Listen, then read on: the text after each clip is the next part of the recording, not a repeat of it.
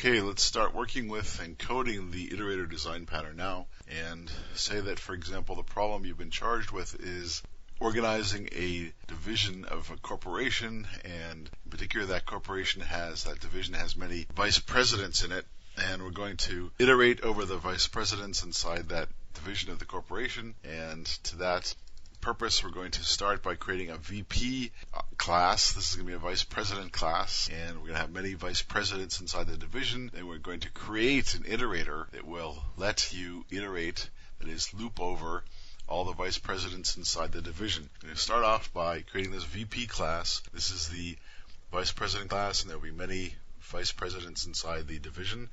So we're going to start off with a constructor, which lets you pass a string for the person's name, the vice president's name, and a string for the division that the vice president is in. I'm going to store the vice president's name in a private variable named name. I'm going to store the division, their division, inside, for example, sales or something like that. And I'm going to store the division that the vice president is in division.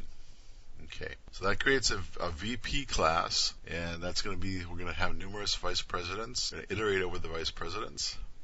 In addition, the VP class is going to have a getName method that returns the name of the vice president, and when you call it, you just call the getName method, and it returns a string, which is the name of the vice president. We're also going to have a print method in each vice president that prints out the name of the vice president and their division.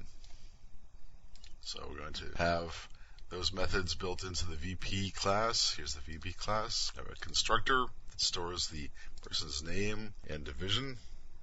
We're going to have a getName method which returns the name of the vice president, and a print method which prints the name of the vice president and their division.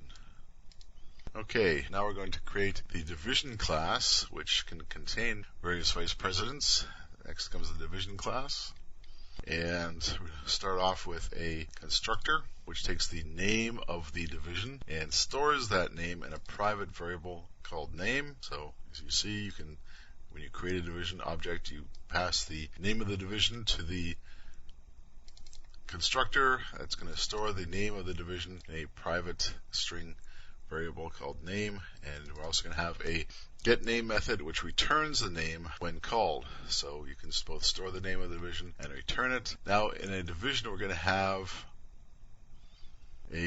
create an array in order to just make up a collection. In this case, we're just going to use a Java array as the basis of our collection. We're going to create an array of 100 vice presidents. Admittedly, a lot of vice presidents, but in this case, the company is rather heavy on vice presidents, so we're going to have a private array called VPs of VP objects, 100 of them. So this VPs variable is going to hold an array of vice presidents, and there's also going to be an add method that allows you to add vice presidents to the division, and you add a vice president to the division by giving the person's name, and then you can create, when you add a new vice president, you create a new vice president object, you pass their name to the vice president class constructor, and the name of the division that's already been stored inside the division object like this, and then you add the new vice presidents to the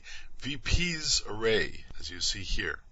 So that's the idea. You can add new vice presidents just by passing their name to the add method, and that automatically adds the vice presidents to the VP's internal array.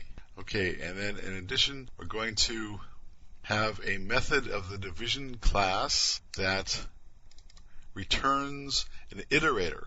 This object is going to be a division iterator. And when you call the iterator method of the division class, it's going to return a new division iterator for the VP's array. Okay, so that's the idea. We're going to create the division iterator class in a minute. That's going to be the basis of our work with the iterator design pattern, creating this division iterator.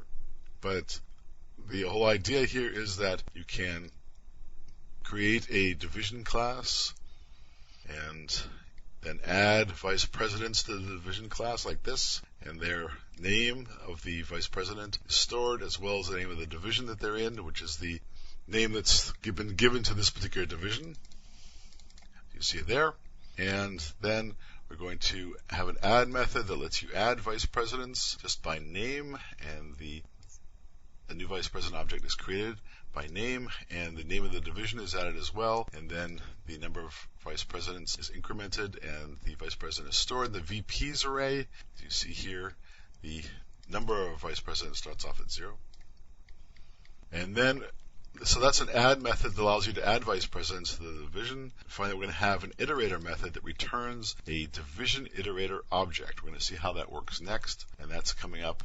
That's the only thing we have to finish with in the creation of our example, because that's going to allow us to create an iterator, which allows you to iterate over the vice presidents inside the division. So we're going to take a look at how to create the division iterator class next.